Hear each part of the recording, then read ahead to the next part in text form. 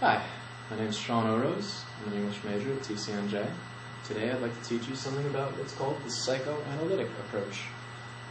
So if we break this word down, psychoanalytic, you see this prefix, start of the word psych, or psycho, and that's kind of similar to the word psyche.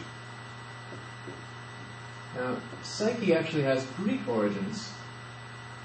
In Greek, it relates to life, to the human soul, but most importantly to the mind. What we're going to be talking about today has a lot to do with the mind, right? Analytic, kind of similar to the word analyze, analysis. Just think of it as breaking something down to simpler parts so we can understand it. So what we're going to do is break down the human psyche. We're going to break it down in specific terms so we can understand it, make some sense of it. And when I say make sense, maybe you'll have a better idea. I have a picture of a brain. You'll have to excuse my poor art. But I have 10 words here that represent the unconscious mind, right? Or the subconscious, the human psyche. The words are instinct, personality, hunger, sexual desire, law, violence, morals, behavior, conscience, and ideals.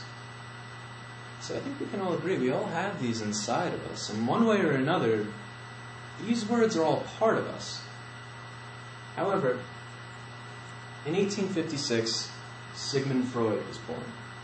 What he did, he actually pioneered a lot of what we understand about the psychoanalytic approach today. Even though he was born in 1856, his ideas are still being used today. Now, Sigmund Freud, in 1923, wrote a book called The Ego and the id, right? And he also talks about this other term called the superego. Now, these three terms are crucial to the psychoanalytic approach. They're really what we're going to use. There are tools to kind of understand all of this, to unscramble it, to get rid of the chaos. Because right now we have all these words that are conflicting. When you have a word like violence and law right next to each other, if these two ideas are both in our head, how do we rationalize that? How do we function if we have these violent urges, but we still know that law exists? Well, that's what Sigmund Freud taught us about. He said, let me just see. Yeah, you can see it. Sigmund Freud gave us these terms, the superego, the ego, and the id. Now, superego, he said, relates to everything that we've learned from society. Now, that could be the law, it could be our conscience. It's essentially what tells us what's right and what's wrong. And it's kind of imposed upon us, he said. Now, what's important about the superego is it's ideal. It's perfect. The law says this is right and this is wrong. Okay? Now, in contrast to that, we have the id. The id, Freud says, is what we start with. As a baby, our identity is just an id. And what the id is desire, it's emotion, it's passion. The best way I can describe it, a lot of examples, is a lot of people say the symbol of a baby crying. Right? That represents the id. Because the baby's crying because he's hungry, he's thirsty, he wants attention. It doesn't matter. The point is, he has this emotion of desire. He wants, and he's not thinking about how he can put that across, or if it's right or wrong. He just knows what he feels, and he cries. He just lets that emotion out. It's just pure emotion. There's a purity to the id, Freud tells us. So let's go over this again. We have the superego, which tells us what's right and what's wrong, and we have the id, which says, I don't care what's right and what's wrong. This is what I feel. I'm just going to do it. So what's the ego? Well, the ego is kind of a balance between these two things.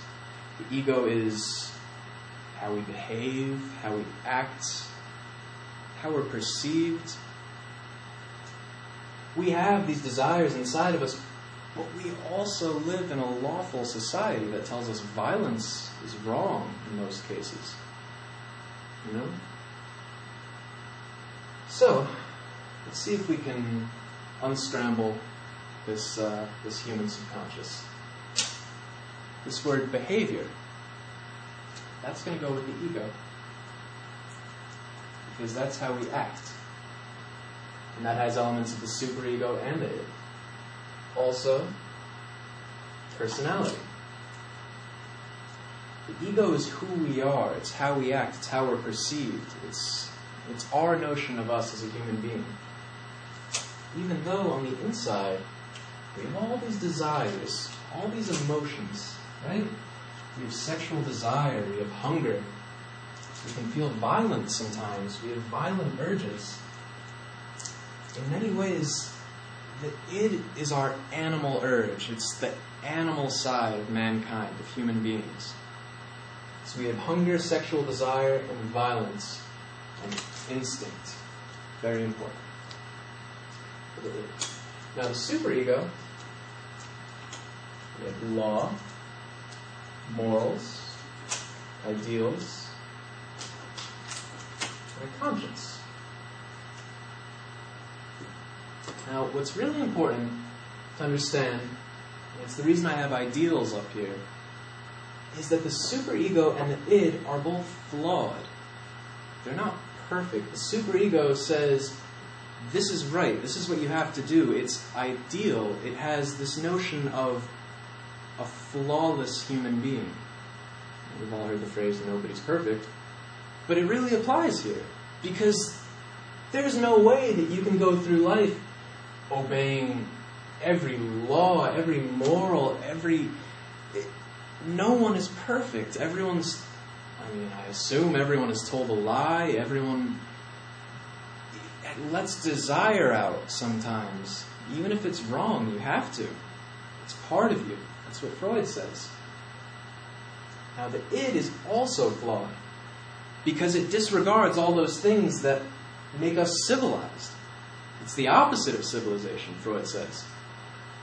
It has violence and hunger. It's just pure emotion.